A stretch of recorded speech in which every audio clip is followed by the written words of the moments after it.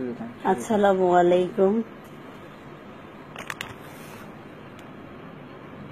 আমার এক বাংলাদেশি বোনের কালকে এক ভিডিওতে দেখলাম, সে বলল বিদেশি ছেলেকে বিয়ে করা যাবে না। কেন বোন, বিদেশি ছেলেকে বিয়ে করা যাবে না? এই প্রশ্ন আমার মনে। বিদেশি ভাইদের কষ্টের পরিশ্রমের টাকা দিয়ে আজকে আমাদের বাংলাদেশ চলতেছে। শত শত মায়ের ছেলে বাইরে থাকে। এই ঘাম ঝরানো পয়সা দিয়ে আজকে আমরা বিলাসিতা করছি বাংলাদেশের মাটিতে। মা বোন ভালো স্কুলে পড়াশোনা করছি, ভালো ড্রেস ব্যবহার করতেছি বিদেশি পয়সা দিয়ে। কয় বোনের ভাইয়ের বোন বাংলাদেশে বড় বড় চাকরি এবং অট্টালিকা আছে, তা ব্যবহার করছে। বেশিরভাগই বাইরের পয়সা দিয়েই তারা সুখী জীবনযাপন করছে। আর এইভাবে বলাটা বোন তোমার মনে হয় ঠিক হয়নি, কারণ কত কষ্ট ওরা বাহিরে করে তা যদি তুমি দেখতা, কোথায় তারা ঘুমায় শুধু একটি মেয়ের সুখের জন্য, একটি মায়ের সুখের জন্য, একটি বোনের সুখের জন্য।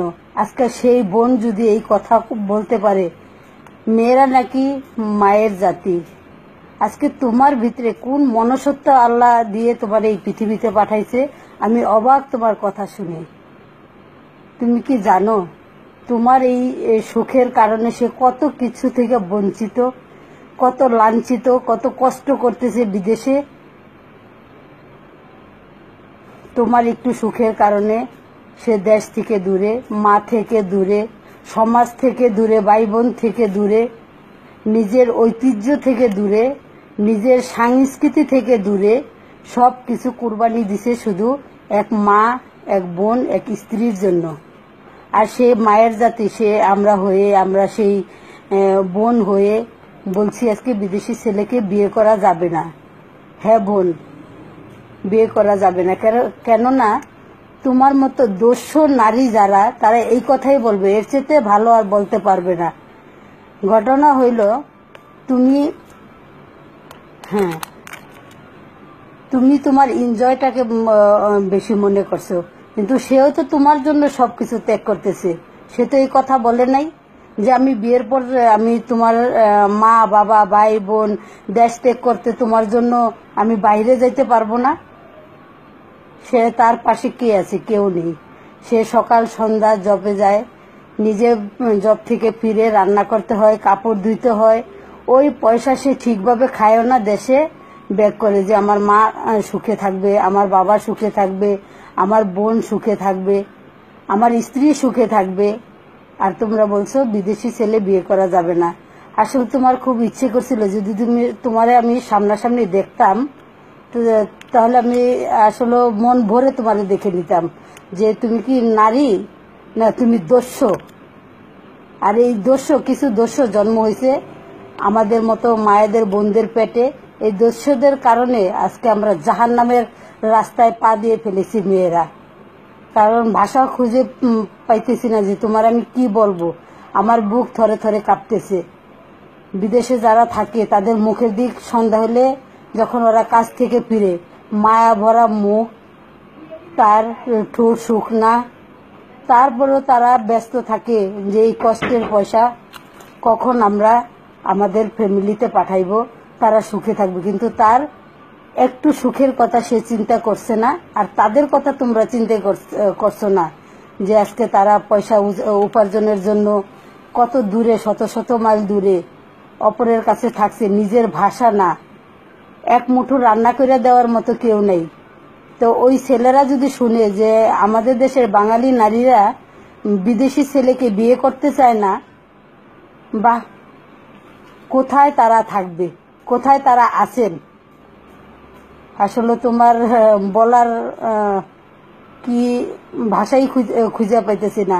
আমি কি তোমার ভালোভাবেই বলবো, না আমার মনের কষ্টে তোমার কি ভাষায় আমি বলবো যে আমরা নারীরা যে এত উশৃঙ্খল, বিশেষ করে নারীরা না, বাংলাদেশের নারীরা এরকম হয়ে গেছে। এটা আমার কাছে ভাবতে অবাক লাগতেছে যে দেশের বাইরের পয়সা ছাড়া আমাদের দেশ অচল। আমাদের বাংলাদেশি ভাই যারা বাইরে আছেন তাদেরকে আমার শত কোটি সালামও আমার জন্য কম হয়ে যায়। তাদের যে উপার্জন, তাদের যে ত্যাগ স্বীকার, এটা যে কি বলা উচিত, কিভাবে ধন্যবাদ তাদেরকে দেওয়া উচিত। গোটা বাংলাদেশের নারী সমাজ থেকেও আমরা এই ছেলেদের ঋণ শোধ করার মতো না। তাদের যে ঘাম ঝরা পয়সা দিয়ে আজকে আমরা শপিংয়ে যাচ্ছি, আমরা ভালো গয়না পরছি, ভালো শাড়ি পরছি, ভালো খাচ্ছি, কিন্তু ওই বেচারায় কোথায় আছে, কেমন আছে?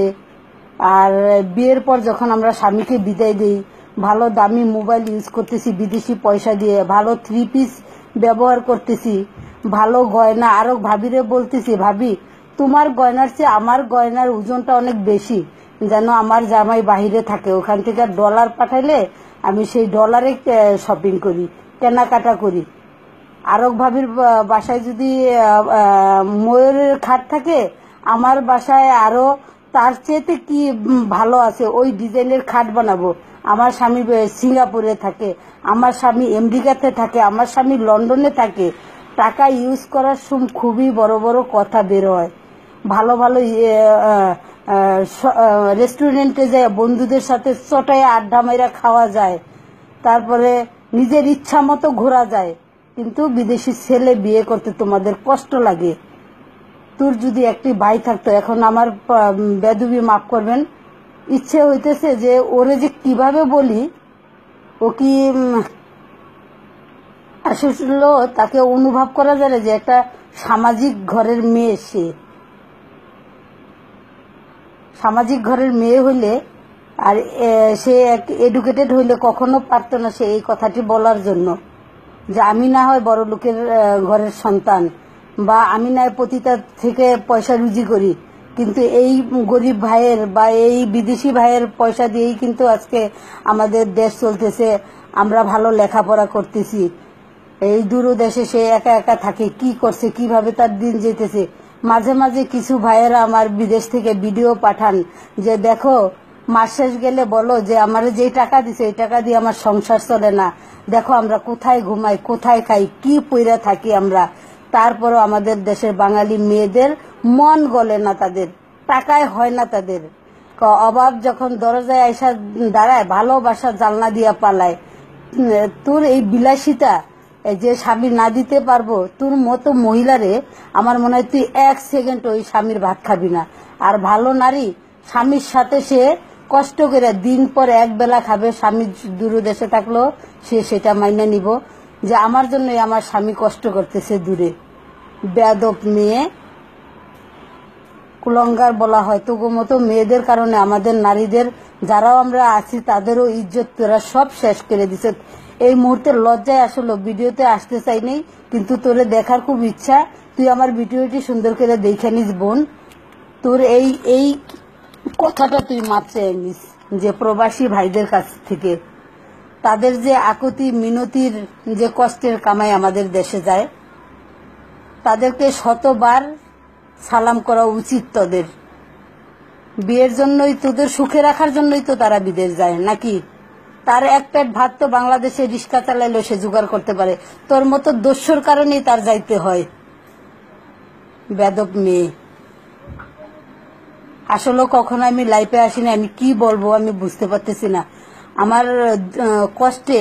ভাই সরি, যারা তোমরা বিদেশে আছো, আল্লাহ তোমাদের মঙ্গল কামনা করুক। তোমরা সদাই এরকম পরিশ্রম করতে পারো, তোমরা এই কষ্ট করে পয়সা দেশে দিতেছ। আমাদের গরিব দেশ, আমাদের বাইরে থাকতে হয়। আমাদের দেশের এমন অ্যাবিলিটি নাই এক ঢাকা শহর ছাড়া যে আমরা নিজের দেশে নিজেরাই থাকতে পারবো। আমাদের বাইরের দেশে যাইতে হয়।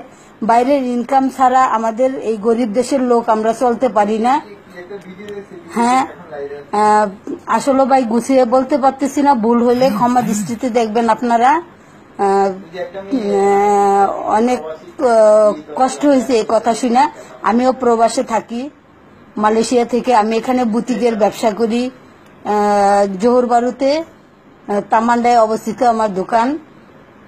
আমি আমার সকল ভাইদের বলতেছি যে এই নর্তকী মহিলাদের কথায় আপনারা কখনো কষ্ট পাবেন না।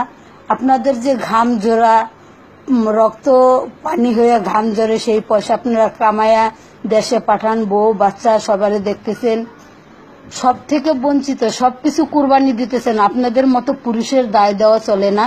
নিজের মাটিতে সবাই পারে, কিন্তু বিদেশের মাটিতে যে পারে সেই পুরুষ। আপনারা আসলে দক্ষ পুরুষ।